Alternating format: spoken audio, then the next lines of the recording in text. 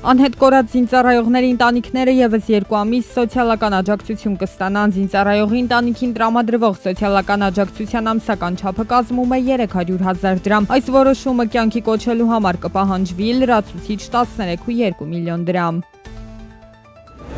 Իրանը կնվազեցնի Հայաստանի և ԵԱՏՄ այլ երկրների գյուղատնտեսական ապրանքների մաքսատուրքերը։ Գյուղատնտեսական արտադրանքի ամբողջ տեսականու համար Իրանի դրույքաչափը կնվազի 30%-ից մինչև 14%։ Վրաստանը տարեսկզբից 329 տոննա թռչնամիս է արտահանել Հայաստան։ Ընդհանուր արտահանման արժեքը կազմել է $596,800։ Մոտավորապես նույն ծավալի թռչնամիս Վրաստանը արտահանել է նաև Ադրբեջան։ Հյուսիս-հարավի Քաջարանագարակ 32 կիլոմետրանոց ճանապարհահատվածում կկառուցվեն 17 կամուրջ 2 թունել։ Մեծ ծավալով կատարվում են հողային թունելի հորատման աշխատանքներ։ Մոտ 350 մետր երկարությամբ թունելի շուրջ 250 մետրն արդեն հորատվել է։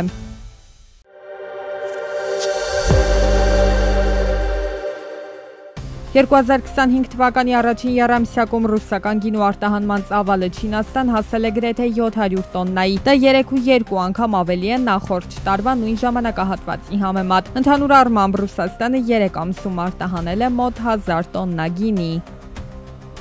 Եվրոպական կենտրոնական բանկը հերթական անգամ նվազեցրել է իր հիմնական տոկոսադրույքը 0.25%-ային կետով, հասցնելով այն 2.25%-ի։ Սա վերջին տարվա ընթացքում 7-րդ նման քայլն է, նպատակ ունենալով խթանել եվրագոտու տնտեսությունը Միացյալ Նահանգների նոր մաքսատուրքերի և գլոբալ առևտրային լարվածության պայմաններում։ Եվրագոտու տարեկան գնաճը մարտ ամսին կազմել է 2.2%։ Աշխարհի տարբեր կենտրոնական բանկեր վերանայում են իրենց դրամավարկային քաղաքականությունները տնտեսական անորոշության պայմաններում։ Շվեյցարիայի ազգային բանկը քննարկում է տոկոսադրույքների իջեցումը։ Նոր Զելանդիան արդեն զգալիորեն նվազեցրել է տոկոսադրույքները և կարող է շարունակել այդ քաղաքականությունը։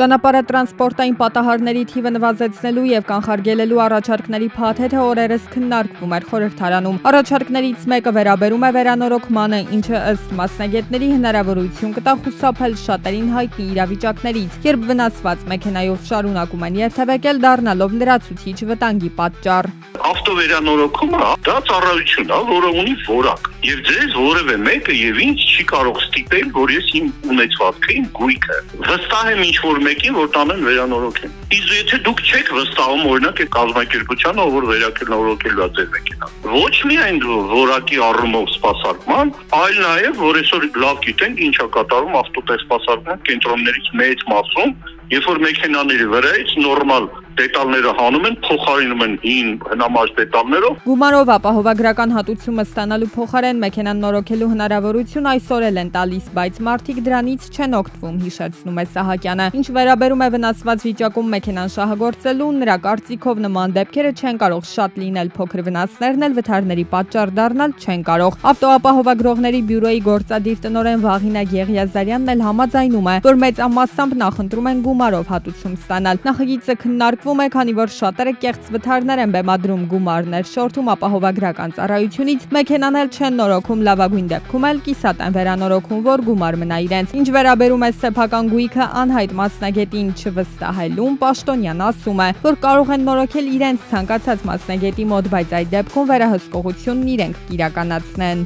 Եթե մենք գնում ենք համատարած վերանորոգման ճանապարհով, որը որ գնացել են շատ երկրներում, այդ դեպքում բնականաբար այդ շրջանակը ընդլայնվելու է, շատ ընդլայնվելու է, ոչ թե մնալու է միայն այդ վերանորոգող կազմակերպությունները որ կան, այլ բնականաբար բազմաքանակ անգամ